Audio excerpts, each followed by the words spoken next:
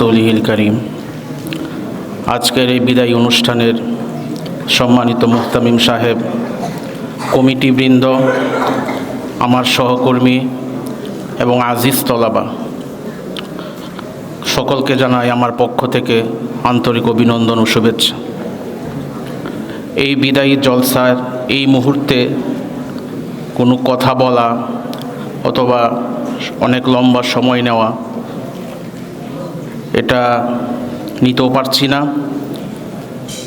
সংক্ষিপ্ত আকারে আমি এক দুইটাই কথা বলবো।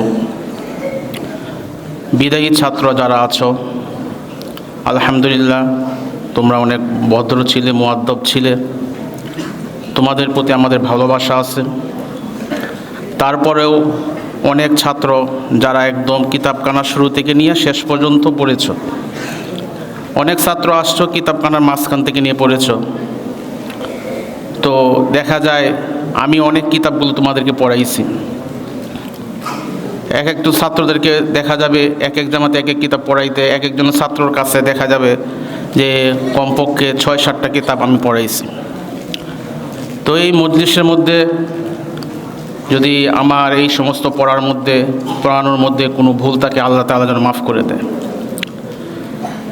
আর তোমাদের সাথে আমাদের আচরণ অনেক সময় স্বাভাবিক ছিল না, অনেক সময় রাগ করেছি, রাগের বশবর্তী হইয়া অনেক সময় তোমাদেরকে এরকম ধমক দিয়েছি, অনেক সময় আঘাতও করেছি।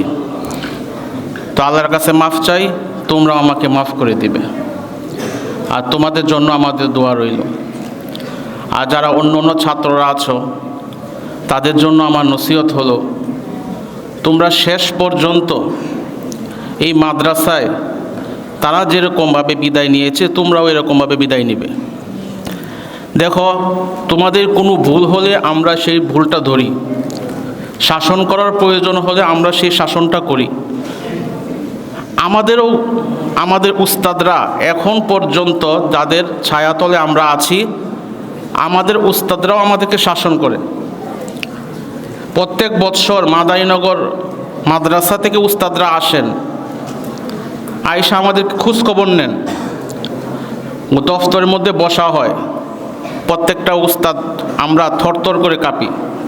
আমাদেরকে উস্তাদরা জবাবদিহিতা নেন যে তোমরা কীরকম লেখাপড়া করাইতেছো, তোমাদের লেখাপড়া হইতেছে না কেন, আরও উন্নতি করার দরকার। তো এই একটা নিসবত আমাদের মাদারীনগর মাদ্রাসার সাথে আছে। তো এই নিসবতের জায়গা থেকে আমরা বলি, মানুষ যখন নিজেকে একজনের ছায়াতলে রাখবে তখন সে সঠিক পথে চলতে পারবে। যখন সে কারো অধীনে থাকবে না তখন সে পথ থেকে বিচ্যুত হয়ে যাবে। এই জন্য তোমরা যারা আছো, ছাত্ররা আছো, এই মাদ্রাসায় শেষ পর্যন্ত পড়ো।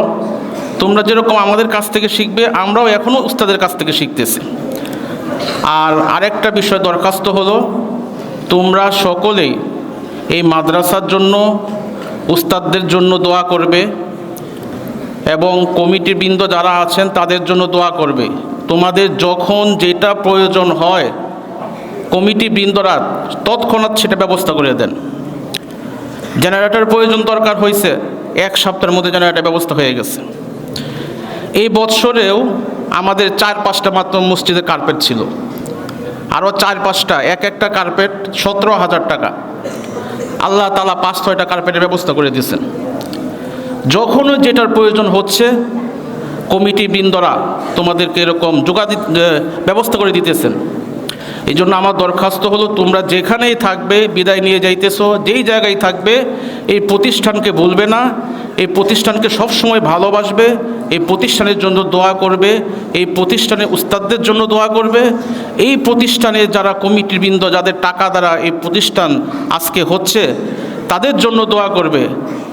আল্লাহ তাআলা যেন বেহেশতের মধ্যে আমরা সকলে, আমরা উস্তাদদের যারা আছি তারা সকলে, তোমরা যারা আছো এবং এই প্রতিষ্ঠানের সাথে যারা সম্পৃক্ত আছে, আল্লাহ তাআলা যেন আমাদের সকলকে সেই জান্নাতে একসাথে থাকার তৌফিক দান করেন। এই বলে আমি আমার সংক্ষিপ্ত বক্তব্য শেষ করছি।